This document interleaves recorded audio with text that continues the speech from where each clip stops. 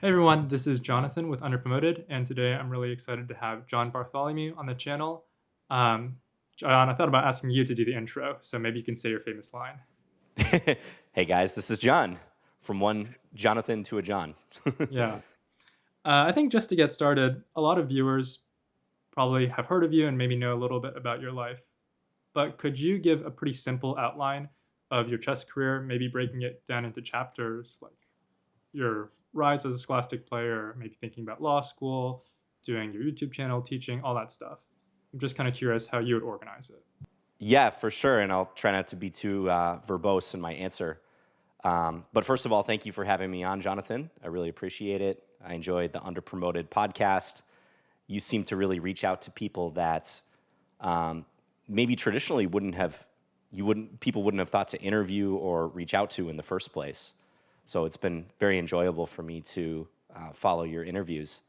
And I also appreciate that we both have a cozy sweater on today. We're kind of matching. But yeah, my background, I learned chess when I was 8 years old.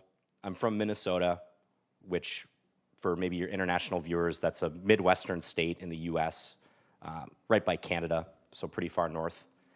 And a friend of mine at school taught me and then proceeded to beat me for like 3 months straight.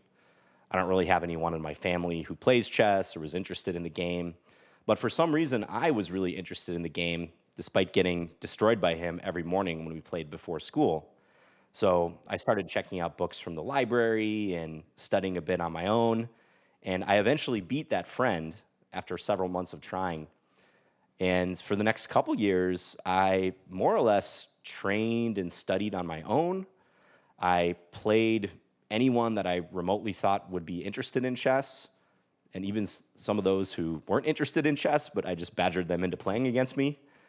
My parents got a tabletop chess computer when I was in fourth grade, so that would have been age like 9 or 10 or so, and that had 72 levels on it. And I proceeded over about the course of a year and a half to play and defeat every single one of those 72 levels. And I've actually made a couple videos on my YouTube channel showing that old, archaic piece of technology that I used to play on, this tabletop chess computer. I think that was the thing that actually improved my chess the most of anything I've ever done in chess. So yeah, I was playing and practicing on my own. My parents eventually took me to my first organized tournament, which was a scholastic tournament here in the Twin Cities area. Played the scholastic stuff for a while. And then into middle school, I really ramped up my competitive play. I got a US Chess Federation rating, which I think was a little over 1,000 at the time, my very first rating. When you're 11, And right? I improved a lot in the middle school range era from like grades 6 through 8. So that would be roughly like ages 11 to 13, 14, let's say. And then into high school too, and I became a master when I was 15. I went to college on a chess/academic scholarship, so I got my undergrad education paid for and played for the chess team down at the University of Texas at Dallas. Graduated with my business degree. Then kind of took a year off, was deciding what I wanted to do. I was like, 22, 23, had a degree. I was an international master at that time. I went to law school briefly for one semester out in Colorado, but I always had it in the back of my head like I might want to try chess full time. So I quit after one semester, moved to New York City, and started doing chess full time, which to me at the time was mostly teaching, doing one-on-one lessons and teaching in the schools, after-school programs, stuff like that. Did that for a year, started getting a lot of students online. This was like early days of teaching chess online. And I remember it was early days because I was using Skype at the time, which I think is like a dead platform now. Some of your users might not even know what Skype is at this point. But yeah, I started getting all these online students, moved back to my home state of Minnesota, and really ramped up my online work in chess, which eventually led to me opening my YouTube channel, I think in 2014, and posting to that actively for the next 10 plus years. So I've always viewed myself as a chess educator, first and foremost. I love talking about and teaching chess, helping people who are really motivated. And that's what I've been trying to do for the past 10 to 15 years in my professional career in chess, which ties into Chessable, which is a company that I co-founded in 2015. And now I've got a couple new ventures too, but still teaching, still doing YouTube videos, trying to improve a little bit at chess when I can, but I'm not so active as a player these days. Mhm. Yeah. So yeah, that's my chess arc in a nutshell. Yeah, yeah, that's really helpful. And if anyone wants to learn more, I think John's website has a bio section that lays it out pretty well. Um, so I think maybe looking at it with the lens of hindsight, what do you think were some of the really key things you took away from each phase? It could be something tangible like chess knowledge, ELO points. It could be something less tangible like maybe an idea or a conviction or a vision. Yeah, that's a great question. And it's interesting looking back because I see a lot of what helped me as a young chess player and doing things unknowingly at the time because I was having a lot of fun in chess, how it benefited me later. And what I try to inspire, especially young players or really like any enthusiastic improver in chess to do. I mentioned this on a recent podcast, I think with Ben Johnson, who you know of the Perpetual Chess podcast. But the thing that stands out in my early days, early years in chess, is just complete immersion based on curiosity about the game. And I think that's the number one thing for any chess improver at any age. Are you genuinely curious about chess? Do you have that desire to learn more and improve your skills? It doesn't even have to be based around trying to hit a certain rating or achieve these concrete goals. It's always the number one thing I look for in someone who's into chess. Like, are they genuinely curious about the game? Do they have that fire, that burning desire to know more about this beautiful game that we all love? And I really had that, and I still have that, but especially in my elementary and middle school years, I was fully in love with the game, you know, playing that tabletop chess computer. I'd go in my room and just lock the door, and I would just be fascinated playing against this thing that just basically spat out a move on a small LCD display, and I'd actually have to physically make the move that the computer wanted to play. I remember things like, you know, I feel like when we learn chess, there's always one or two misconceptions we have about the rules for a while, unless we got a really good formal education on the game. And I think for the first 6 months or so, I was under the impression that the queen could castle just like the king, which probably tells you something about the person who taught me chess. Like, I don't think he fully knew the rules as well when he was beating me for months. But I thought, like, you could, you know, castle with the white queen on D1, going to B1, and then the rook coming over to C1, just like the king did on the other side. So I remember trying to do that against the computer, and it was saying illegal move every time, and I was really confused. And, you know, this is more or less pre-internet. I think I eventually, like, rectified that mistake by looking in a book or something. So, you know, just that process of being like, hey, okay, this rule doesn't actually exist, and you can only castle with your king.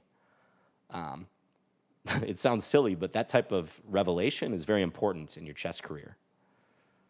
So, yeah, having that curiosity, and, you know, I spent so much time playing on the Internet Chess Club, Bullet, Blitz, connecting with players all over the world, and also like reading books. Like, I loved chess books, checking them out from the library.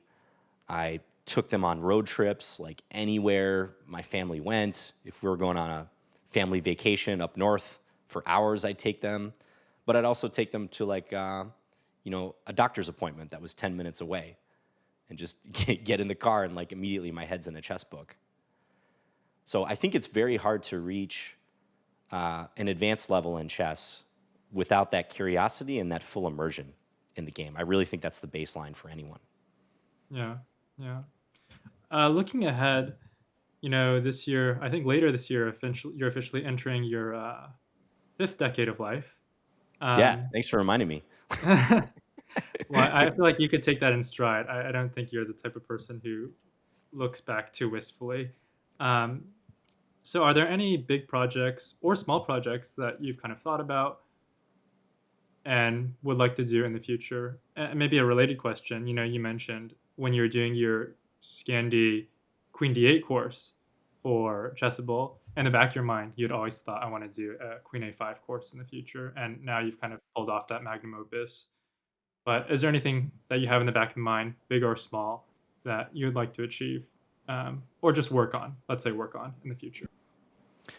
Yeah, I would say broadly, as I'm kind of shifting to 40 plus, fortunately not for several months, but still shifting, um, I'm very interested in helping the chess community broadly and maybe seeing how the sausage is made a little more with like chess organizations, volunteering more. So one thing I did last year is I joined our state chess association board. I saw that on X. Oh, nice. Yeah, so I've been on there for a year, and it's a six-person board. We have six members on there. I think it's usually seven, but right now we have six. And you serve 2-year terms. And it's a volunteer position. We're a nonprofit. And basically, we run all of our local tournaments, tons and tons of volunteer hours every year, trying to put on the best events that we can in the state of Minnesota. And it's been very rewarding. And I'm really glad that one of my friends, International Master Sean Nagel, who also lives here, encouraged me to run because it's given me a whole new appreciation for kind of what I took as for granted as a chess player growing up, that there's always tournaments you can enter and there's always tournament directors who are going to put on these tournaments. And I've just thought about that stuff over the years, and the chess ecosystem, especially in person, is kind of fragile. If there's not these key people and these key organizations that aren't doing this work behind the scenes, there might not be options for chess players out there. So to answer your question, I have no grand designs. I'm not running for FIDE president anytime soon. I don't think I'd enjoy that position, but I want to help my local community as much as I can, and yeah, try to shift into the mode of how I can help chess players in general versus just focusing on my own chess career. Mm-hmm. Mm-hmm. Yeah, I thought that was interesting. I wanted to ask you about it when I saw that you were running for that position, because it's a very optional thing for you to do at this point in your career, but it's really important. Maybe thinking about areas of chess. Obviously, you're one person who's very influential, but still, you're only one person.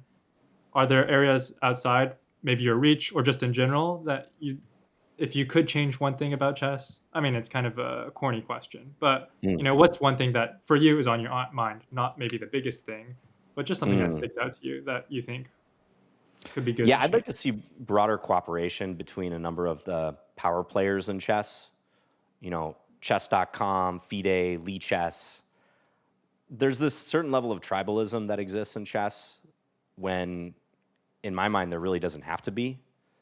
So I'd love to see broader cooperation between these avenues. I mean, this is something people have wanted for years, I think. But I mean, there's no reason that FIDE should be at odds with some of the top players in the world at times.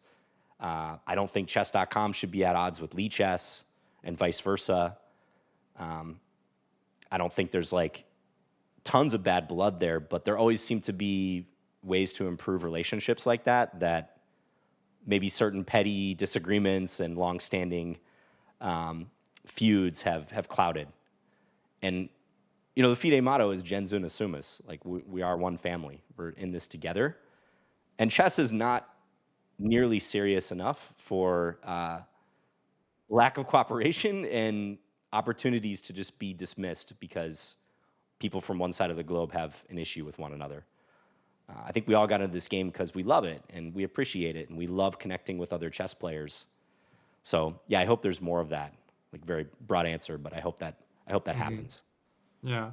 And there's this interview I found from 2012 on chess.com. It's a written interview. I'll reference it a few times because there's some funny parts to it. But one of the questions was about what you'd change in chess. Do you think, what would you guess that you said? Oh man, is it a rules based thing I would change? No, I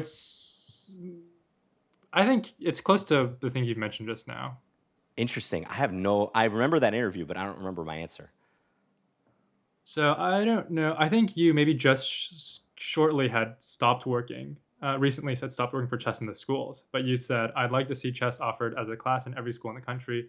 The benefits of chess in the development of young minds are obvious and well documented, and I'd love to see every child in the country have the opportunity to grow and learn from the game. And then you mention chess in the schools. So Yeah, nice, nice. I think my answer on that one, Jonathan, was probably characterized um, being a little newer into my chess career and not fully understanding how different schools and districts operate, especially in the U.S. So maybe I was a little naive with that one, but it was an aspirational thing at the time, I guess. yeah, yeah. Well, no one's holding you to it. I think it's just interesting how people stay the same and how they change. Um, Yeah, I definitely stand by that. I think it would be amazing if chess was offered to every kid in the country or the world. yeah. Just looking through these questions here. I guess one more question just about your career, or maybe the times we're in now. Let's say if young John, about to enroll in Denver for law school, it was 2025, you know, or 2026, I guess now. Mm. Um, what do you think would be an interesting path that you could pursue now, based on changing whatever technology or whatever that you might not have been able to pursue then? Yeah, I've asked myself this question before, like knowing what I know now. I'm sure many people do this when they're into their career. Like, what would I go back and change, like post high school, college, whatever? I think harnessing the internet and just being able to put yourself out there as a chess professional and instantly connect with people all over the world in the community is just much more prevalent nowadays. And you have way more avenues that you can pursue to make a career out of this game. I think teaching is still the number one, and I'd recommend that to any aspiring chess professional. Think about becoming a chess teacher as your base, and that presupposes that you're actually interested in teaching chess. But it's a great career path, or even as a side job if you're really genuine about helping chess players. It's awesome. But also, you of course have content. It's easier to start like an indie chess company nowadays. Those opportunities were much fewer and far between back when I was getting into chess professionally, like let's say 2010, 2011. So I probably wouldn't change much. I might have skipped the law school part. I'm very thankful for my undergrad education because I got my degree and I met so many great people down at college, many of whom were chess players actually, who I'm in touch with today. And just that perspective, I probably wouldn't trade my undergrad experience. But yeah, I think if someone's really intentional about having a career in chess, they can figure it out pretty early. And I think they can talk to the right people too. And I'm always happy to talk to anyone who's thinking about a path like that. Just email me, go to my website. Because, yeah, there's more opportunities than ever, especially online. If you're professional and you kind of think about how you're marketing yourself, and again, most importantly, you genuinely want to help other chess players. Hmm. Yeah. Talking maybe about chess more broadly, obviously it's changed a lot, even just in your lifetime.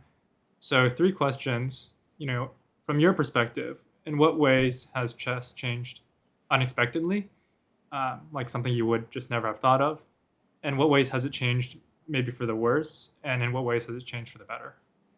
Okay, so three-pronged question.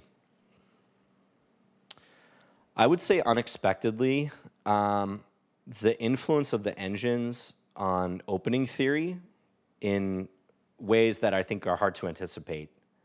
And a major theme I'm thinking of is just the prevalence of flank pawn pushes in almost every major opening, and how much the engine loves pushing pawns and how effective that's shown to be. So, you've got lines like d4, knight f6, c4, g6, h4 against the Grunfeld being like an acceptable main line.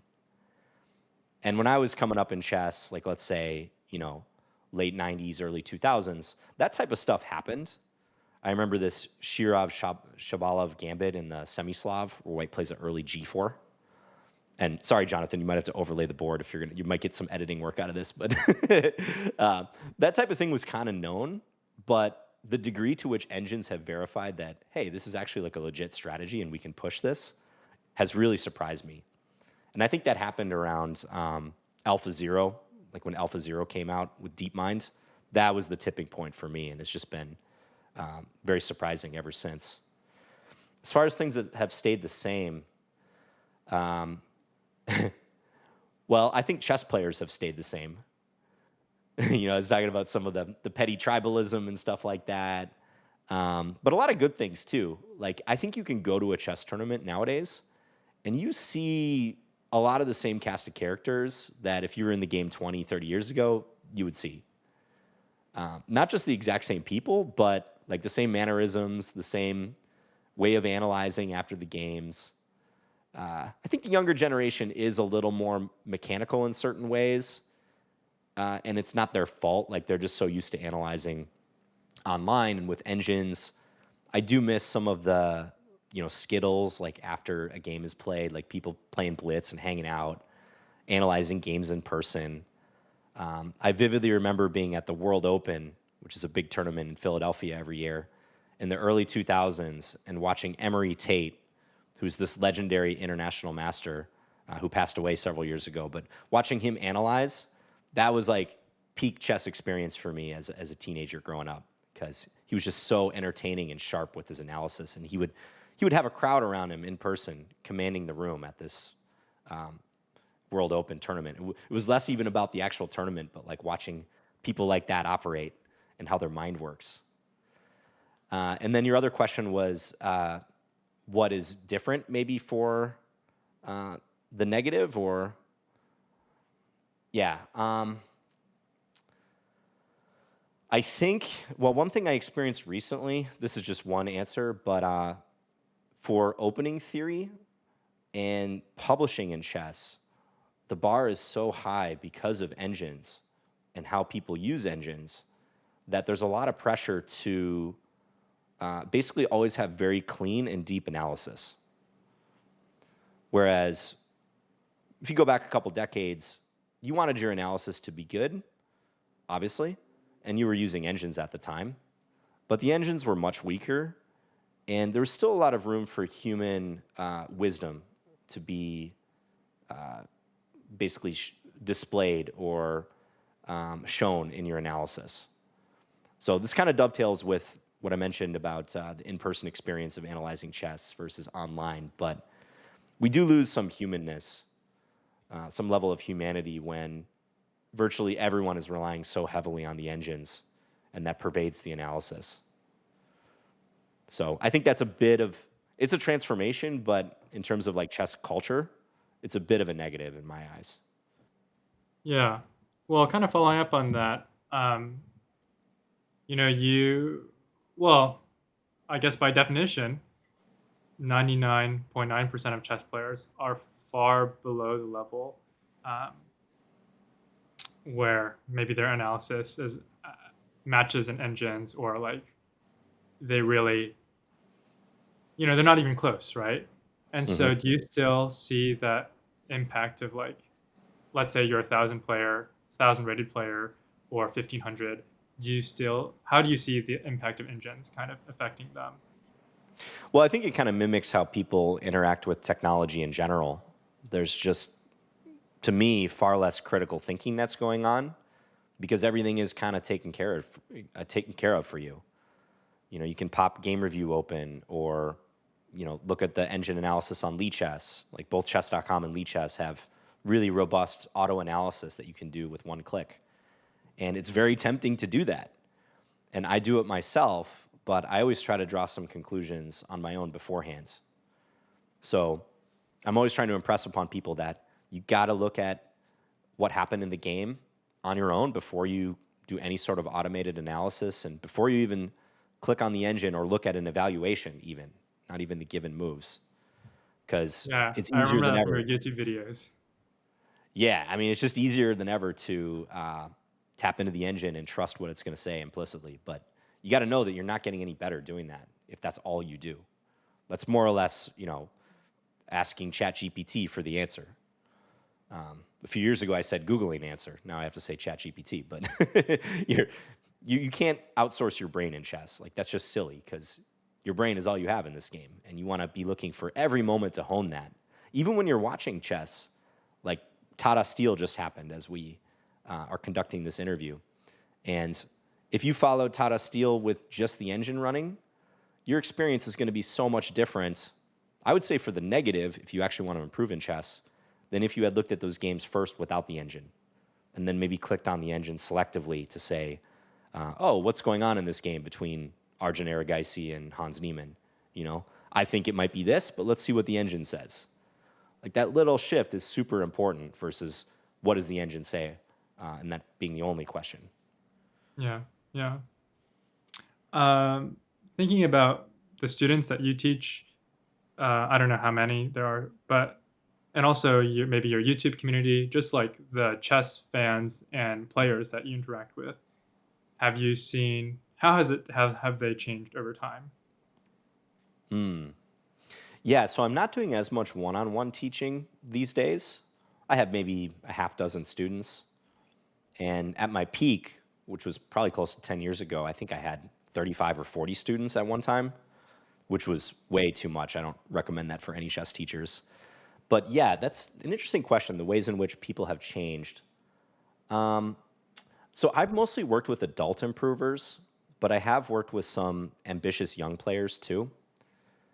So I do think people are much more concerned about ratings these days, and ratings as a metric across platforms and in person is a concern for most anyone who's trying to get good at chess. Occasionally, you get the student who is leading with that curiosity and just wants to get better. But there is this, for whatever reason, there seems to be a lot more overhang and rating anxiety these days. I think you even see this with professionals, young players who are trying to go pro and actually playing chess. It's very cutthroat. I mean, we've seen the rating level delineations pretty clearly now. Like, if you're, I don't know, let's say 21 years old and you're 2,500 FIDE and you're actively playing tournaments in Europe or something, I mean, that's not enough. Like, you got to get to 2,600, and then maybe we can talk about having a career actually playing chess. And then once you get to 2,600, you got to start thinking about 2,700 if you can ever get there, because that's when you could actually make a leap in your chess career. And then 2,750 seems to be this like no man's land where if you're above 2,750, you're getting all these invitations, life is great. If you're below 2,750, maybe you get one or two invitations a year to big tournaments, depending upon who you are. So yeah, the rating situation is really interesting, and I see people focusing on that a lot more these days at every level. In Chessiverse, one of the features is you have all these different bots, and there's a lot of benefits to them, including you can play test certain openings.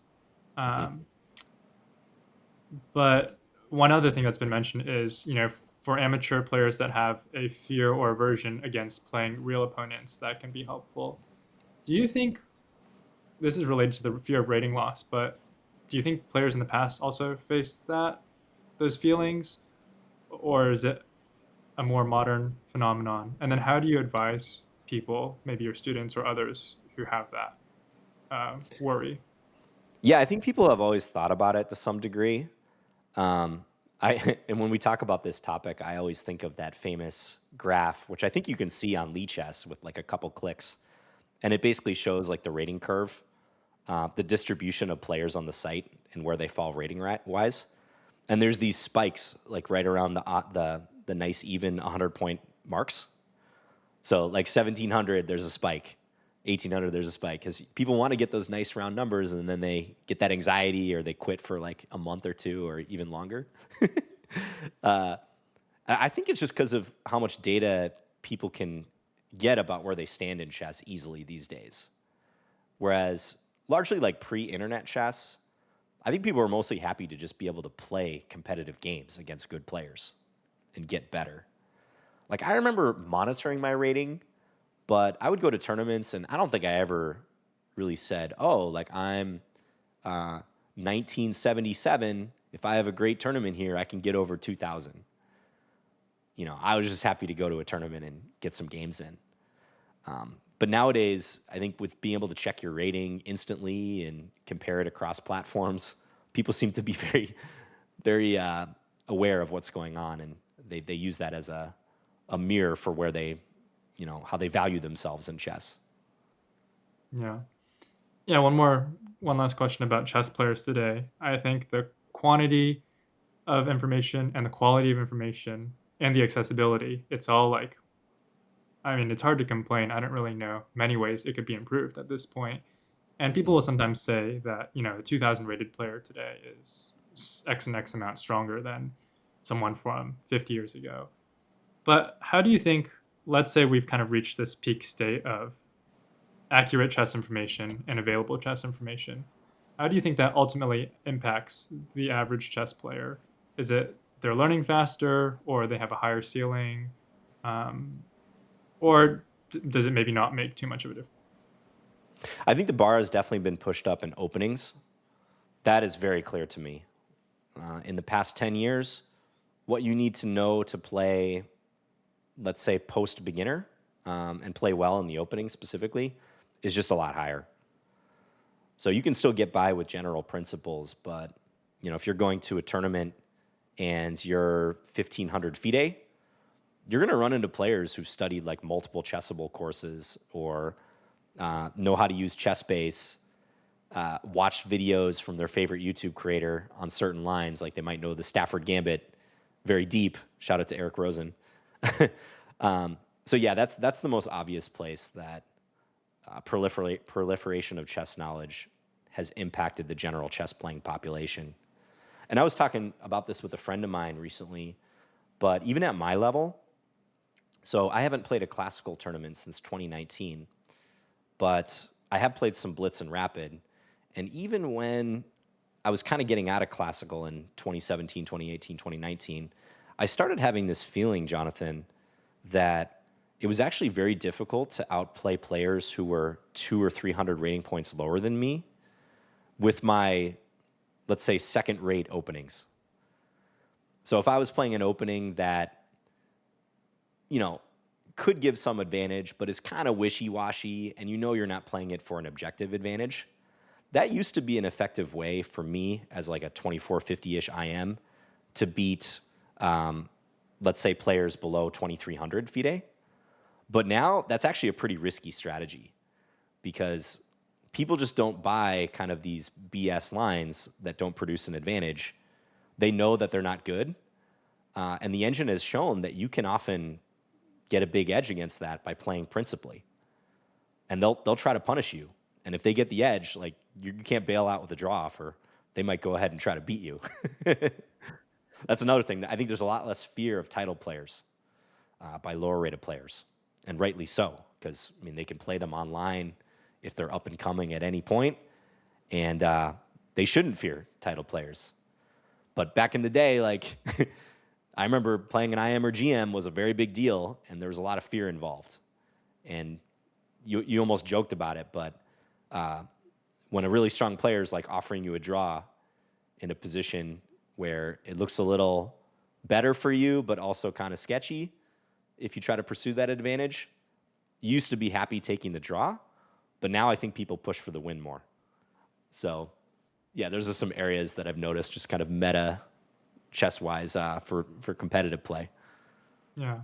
So in the interview from 2012, they asked, if you were to live 100 years in the future, what do you think the game of chess would look like? And you said, I think chess can and still will be enjoyed as it is today. There's no doubt that it will be far more studied and explored, but the game itself is a long ways from being played out. It's incredible to think how chess has survived the best efforts of millions of analytical minds, both carbon and silicon based, for centuries, and I sincerely hope this trend continues. We may see a partial or whole scale shift to chess 960 or some other variant down the line, but I believe the chess will remain largely intact and identifiable for years to come. I'm optimistic. I think that's aged pretty well. Well, Yeah. I guess we're only a few years, 14 years into the 100 years. Yeah, I would say it's interesting to hear that answer. I would say I'm even more bearish on chess 960, like supplanting chess. now than I was back then, because there's been this big freestyle push. And I think people realize that chess as we know it, classical chess, is an almost perfect game. It's this anti-fragile game that's been around for hundreds and hundreds of years, and there's a reason for that, right? It's like the perfect balance of strategy and tactics. It's pretty easy to learn, but it's endlessly fascinating, and it's fascinated me for 30 plus years now. So, yeah, nothing against freestyle, but I do feel like they're trying to improve on perfection almost, and it's been an uphill battle for them, understandably. If chess is the perfect game, are there any other board games or strategy games you like playing just for fun, or even more seriously? Well, I was pretty addicted to Counter Strike and Age of Empires back in the day. Those are computer games, really, really fun. It's funny. I'm not that into like other board games. I'll play them if my friends or my family gets together. Like I used to play Yahtzee a lot with my family, which is a dice game. That was our go-to game. I played a lot of Texas Hold'em poker in the early 2000s. There was a big boom in that particular game. But yeah, aside from some of these super addictive computer games, chess has always been my go-to board game that I've always come back to. Yeah. Yeah, one thing I started playing recently, I don't know if you ever tried it, Stratego, and Oh, I great think game playing too. playing at home with my family, like, at some point, I was, like, beating everyone, but then I played online the other day, and I just couldn't win at all. It was like there was a level of strategy, psychology, bluffing that I just had never discovered. So maybe give it a shot with some online competition, and it might be interesting, especially for a chess player, right, where everything's on the board. Yeah, that's a great point. That's the one with the bombs and the spies and stuff like Yeah. that, right? Yeah, because chess is a complete information game, right? And chess is way more fair than life. I know Kasparov has that book that he wrote, how chess imitates life, or life imitates chess. I can't remember which way it is. But yeah, I tend to think about that sometimes. Like chess is a very fair game, like much more fair than what we encounter day to day. As a result, I think chess players sometimes get a little bit too principled in their thinking. I have to check myself on this just in my day to day life because, you know, when you're a good chess player and you have an idea of how your brain works, you can pretty consistently expect like certain things to happen, usually for the positive. But life is just way messier than that. And games like Stratego, yeah, when you introduce like bluffing and trying to hoodwink your opponent a little bit, that's probably a little closer to life. Yeah.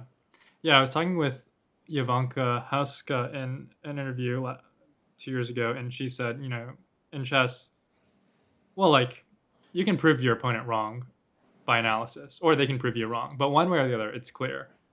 Hmm. But in life, like, you can't just convince someone in an argument that you're right because boom, boom, boom. It takes a little bit more than that, and also it takes some skills outside of just getting the points across. Yeah, there's no life engine you can turn on that says plus 2.5 in this argument with your friend. Speaking about chess, the chess world, where maybe you're more of an observer, um, are there any particular tournaments, players, creators, channels that you like to follow? Mm. Yeah, I really like following these up and coming young players who are trying to combine content with a playing career. So, one person that comes to mind is Felix Blohberger, who I think is an Austrian GM. And he's very young, he's like 23 years old. I've actually talked to him a little bit lately, and he's trying to do it all, which is awesome, I think. Like, he's making great content. He makes game reviews of games he plays in these European leagues, and it's just super compelling content. Very high demand to do all that. He's also making courses and other videos for other platforms and stuff like that too. So I really enjoy stuff like that. Also, the late Daniel Naroditsky, I was a really big fan of his content. He was a friend of mine because he's someone I really admired on many levels, but particularly pedagogically. his ability to convey information, despite being such a high-level player himself, was very impressive. So I always enjoyed his content where he was able to seamlessly weave that in, playing a blitz session and destroying 3100s, but also giving little nuggets to the audience, instructional points for them. So yeah, and other players too. I'm just very impressed by these younger players. Um, it'd be we could sit here and name them for the entire podcast, but we saw in Tata Steel like Yegiz Khan from Turkey. I mean, what a tremendous talent, and he's in there fighting totally fearless with some of the best players in the world, and did very well. Like performed very admirably. Almost beat Kukesh in a critical game that was really devastating to him to have to lose. But I'm very, very inspired by these players. And it's not unexpected that we see prodigies in chess. I think it's more unexpected to see adult improvers who go very far in chess. But I'm impressed by these young players who can harness the engine and clearly take a lot of like modern learnings away from the game, but also know their classics and still study chess books, still seek out instruction from these great players of the past, and are able to combine that all into the current chess zeitgeist. Yeah. Yeah, maybe that's the hardest thing to do is not just firmly embrace one school of thought, but Hmm. combine some ones. Yeah. Yep. Moving on towards the end into a few more personal questions. So referring to the blog again, what was your childhood like? Ideal. I was raised in Eagan, Minnesota, which is a suburb of Minneapolis in St. Paul. It's beautiful here. My mother works in a hospital and my father is a retired school teacher. My parents are great people and they've always been supportive of everything my brother and I do in life. They raised us very well and I try to validate their efforts by leading a good life. So the question based off of that is, do you feel like you have any time was there any time you feel like you kind of took the path less taken because maybe you had some creative or personal or moral principle that you really wanted to prioritize? Hmm. Well, specifically with growing up, like being fortunate to grow up in a great household and having amazing supportive parents, I don't know if I would be pursuing chess if I didn't have that support. Especially when I made the decision to drop out of law school and move to New York City and start teaching chess full time. I was dead broke. And I remember one month I wasn't able to make rent. And my dad sent me like $500 because that's what I needed to make rent at the time. And if I didn't have that support, I maybe would have had to pivot careers, or maybe I would have given up very quickly into it. So yeah, that was super crucial for me. And my parents always fostered my support of the game. There were a couple moments where they kind of questioned, especially my mom. I remember being skeptical of me dropping out of law school. And my dad was like fully supportive of it, but my mom was a little more in the center, like, okay, you can do that, but you might want to stay on this career track too.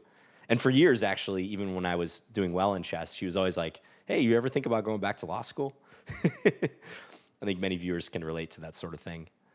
But yeah, you just start to appreciate that stuff as you get a little older and shift phases in life, how the people in your life, your close family and friends, enabled you to do certain things that you might have taken for granted otherwise. Yeah. That's great. And then one other question I had thought of is, for many viewers, people who kind of know you through your channel, um, you provide a lot of continuity and consistency, right? And maybe they tune into your channel after work or in their free time when they just want to relax or do something pleasant. But even for you, I'm sure it's not always been so. Whatever we see, right? That John, who's ready to give us some good explanations of chess. There's also setbacks and uncertainty. So, not trying to get into anything too personal here, but it would just be great to hear if there's a period that you felt maybe more uncertainty or stress in life, and kind of how you got through that. For sure, for sure. I mean, I'm very grateful to be doing chess full time. I mean, in the grand scheme of careers you could have, I feel very lucky to do what I do, mostly work online, in a board game, basically, to get down to it. So I always try to operate from a standpoint of gratefulness for what I get to do, but I also put a lot of pressure on myself too.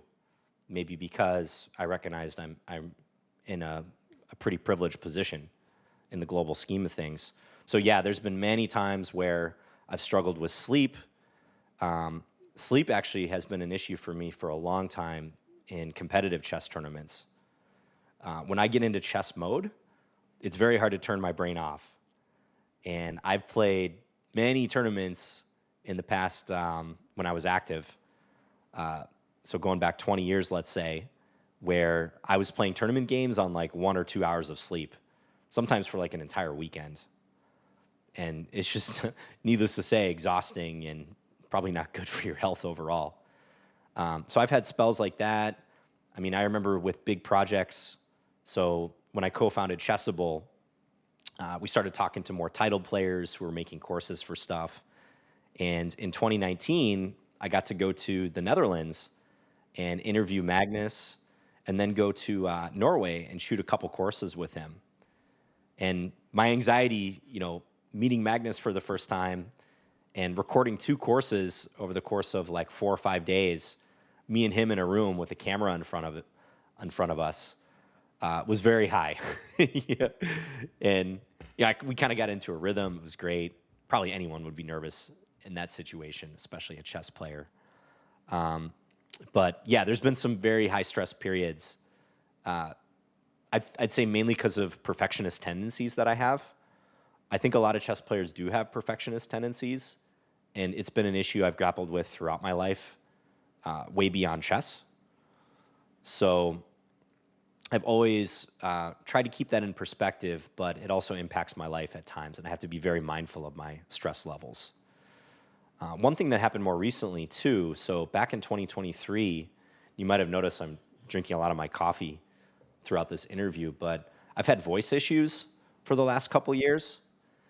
And I basically got diagnosed with something called muscle tension dysphonia, which is a fairly generic, broad term for voice issues.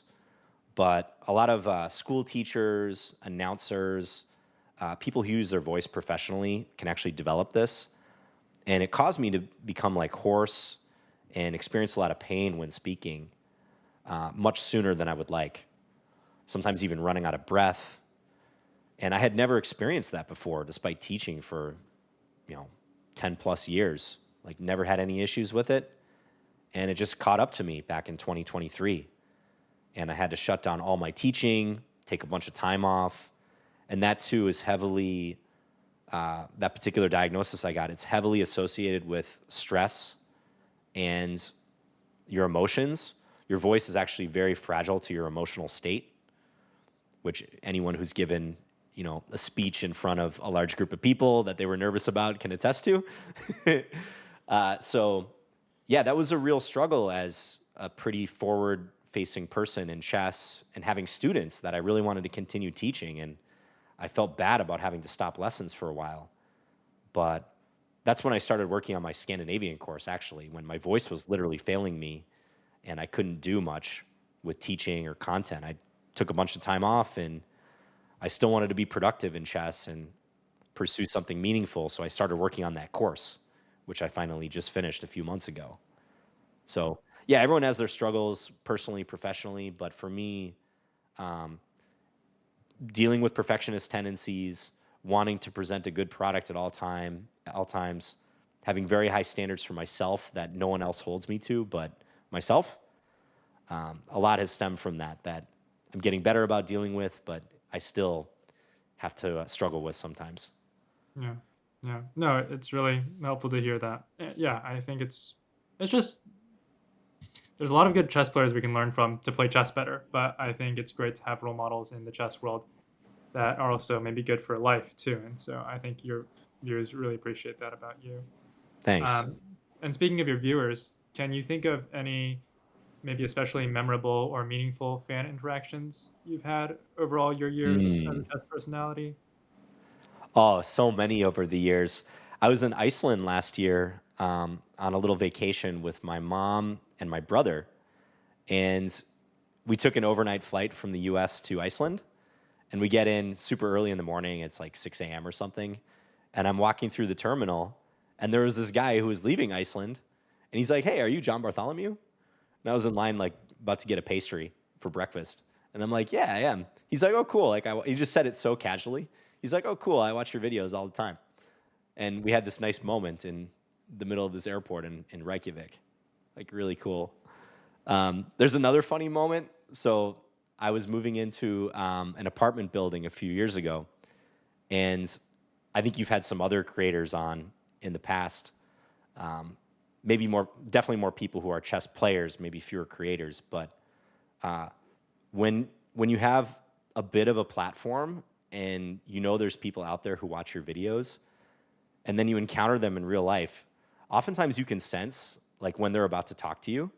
You can see the moment like when they're like, I think that's who I think it is. Should I go talk to them? And it's kind of this fun game I play with myself because I'm like observing them and they're looking at me too. And it's like this little standoff for a few seconds usually. So anyways, I was moving into this apartment building a few years ago, and in the like the atrium right before you swipe in to get to the apartment building, there was this guy who I was going out, he was coming in, and we looked at each other. We like locked eyes, and I was about to say hi, and he had this kind of smile on his face, like he recognized me. And I was like, this is it. This is one of those moments. Like, he must be a viewer. He's going to ask me about chess, and he might say he likes my videos. So I did something I never have done before. I actually preempted him. I was like, "Oh, do you watch my chess videos?"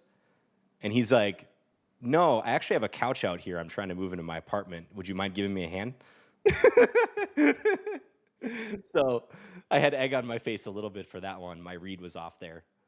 Uh, but yeah, I've had a lot of memorable interactions over the years. I have viewers who I've met up with in person after exchanging tons of emails. I have a very loyal audience who I'm extremely grateful for. And it's amazing to see the transformations they've had in their personal lives. Like, I have people who've watched me who messaged me when they were in like college or something, like you actually, and then will message me again like, "Hey, I got my first job. Hey, I'm getting married. Hey, I'm having kids." I even have students at this point that I taught when they were kids in person, and I might run into them somewhere, or we exchange some emails. So it's just really awesome to see the growth people have in their lives, because chess is kind of like that, where people tend to stick around in chess for a long time. Even if they're not playing it, they might still follow the game, and they might come back to it after a decade or more away. So I'm really grateful for that in the chess world. Yeah. And I think especially your channel selects for that a little bit. Like, I just realized this. You don't have any YouTube shorts, right? And No, none. I'm sure that's also a design choice, right? Because someone who plays these 15-minute games or the Lead Chess Lone Wolf League, um, a person who's willing to sit down and watch that the whole way through probably is going to stick around. You know, you probably don't Yeah. have as much bloat, in your subscriber count. It's all very concentrated, loyal followers. Yeah, the shorts thing is interesting. I might get into that, but I haven't found a way to do it in a way that I liked. And also, my output has gone down. I used to post 3 videos a day when I was starting out in chess on YouTube. That is, that was way back in 2015-ish. I was ICC, really, right? yeah, yeah. I used to play a rapid game, a blitz game, and a bullet game, and I posted every day. So, or a bullet session maybe.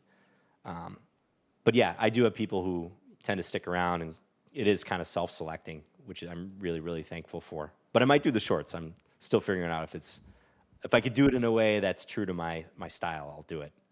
Yeah. We'll just end on some maybe more for fun questions. This is from the Sure. 2012 interview. I'll let you guess the answer. If you could choose to live one day of any time in the history of mankind, which time would that be and why? Do you remember what you said? I don't. I'm pretty sure I'd answer it differently in this day and age. I would bet I said something like Roman Empire times. You did. Okay. You know what I would answer now? So the past couple years, I've been reading a lot about like the age of discovery, these voyages around the world, like Magellan and stuff like that. I think it'd be really interesting to live in that period.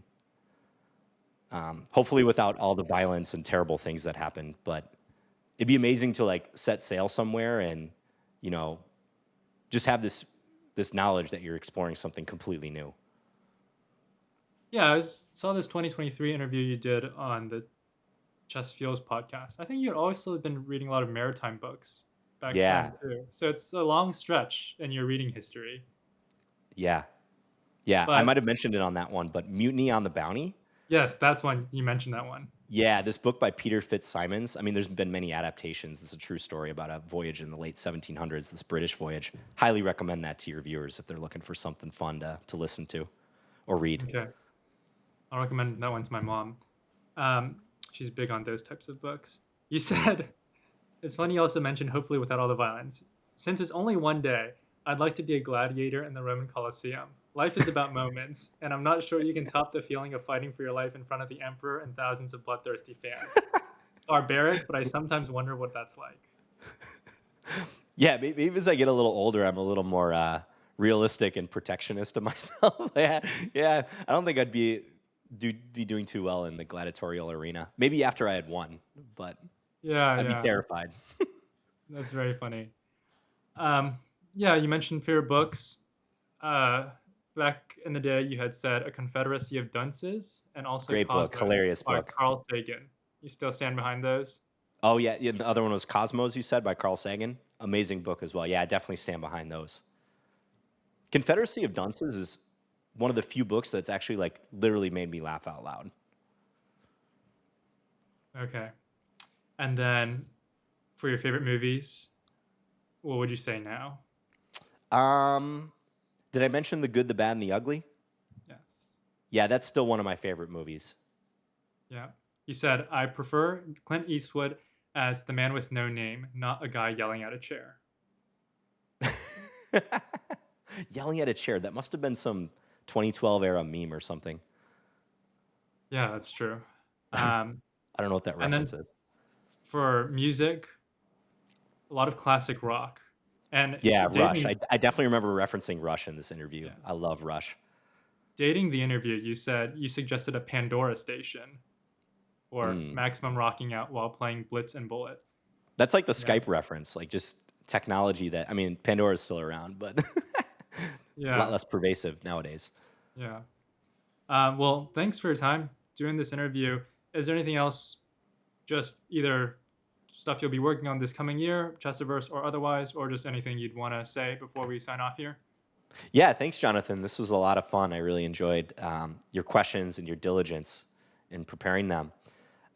So yeah, Chessiverse is my new endeavor. We kind of touched on that. We have over 600 human-like bots that we're adding and tweaking all the time that really do play like humans in our experience. I just came out with this Scandinavian course, which is our first course on the platform, and we built like a really robust experience for people using the course. I'd be happy to let you check it out too if you ever want to do that. So most of my focus at the moment is in Chessiverse, this new startup, and we've got a couple authors on board. We have National Master Nicholas Yap. He's creating a Leningrad Dutch course, and we just signed a Polish IM, Mateusz Kolosowski, and he's writing an E4 course for white. And I think we're going to be getting another IM and a GM very soon added to our author roles. So we're just trying to do something a little bit different. We incorporate the bots into the courses. So the idea is you can play any of these positions that you're studying right on platform against the bots, tailored to your rating level. And we really want people to get real-time practice in the openings that they're playing. So I'm really excited about this. It reminds me of the early days at Chessable where we're a very small team still. We're bootstrapping this, and it's a lot of fun. We have a Discord. We hang out all the time. So that's what I'm up to professionally, and still trying to make the content, the volunteering stuff with my state association. That's been really fun. If you guys have any of your viewers out there have cool projects that they're pursuing in chess, or just want advice about making a career in the chess world, like I said, I'd be happy to respond to anyone if they check out my website and send me an email. So, yeah, just very grateful where I'm at. I might try for GM at some time in the future, but definitely not in the short term. Maybe when I hit like 45 or something. Wow. All right. Well, thanks very much, John. Yeah, thanks again, Jonathan.